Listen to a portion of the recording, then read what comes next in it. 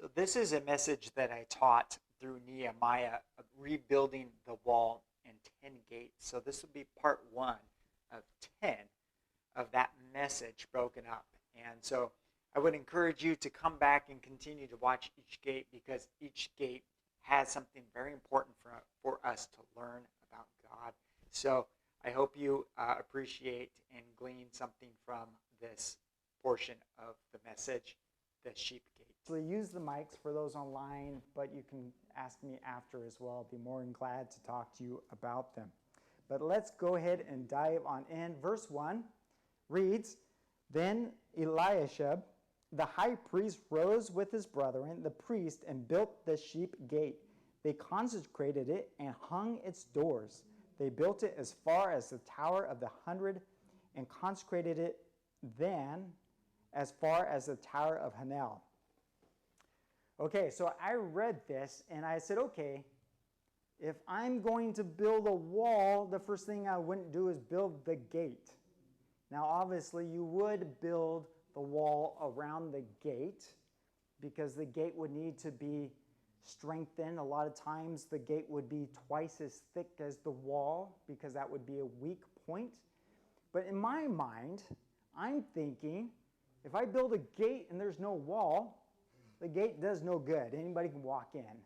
But I would want to narrow the gap. I would want to funnel the people so that I can find out who they are.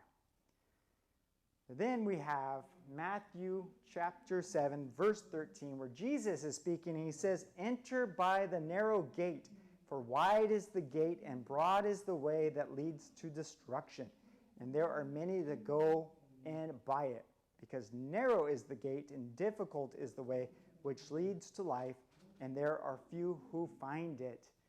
Interesting enough, if I build a gate and there's no wall, and you don't want to go through the gate, you're a risk factor to me. But you come through the gate, I know who you are. That's friendly. It's easy to cut the corners and not go through the gate because there would be a line. It's a funnel. It's a process. It's work. Just go around the gate. But they build the gate. And not any gate. They build the sheep gate. The sheep gate is the gate that they would bring in the animals for the sacrifices. And who is the ultimate sheep? The lamb that was slain. Jesus. Jesus is saying, I am the gate. I am the sheep gate. I am the one who you come through. You can cut the corners. That's going to lead you to destruction. But you come through me, through the sheep gate.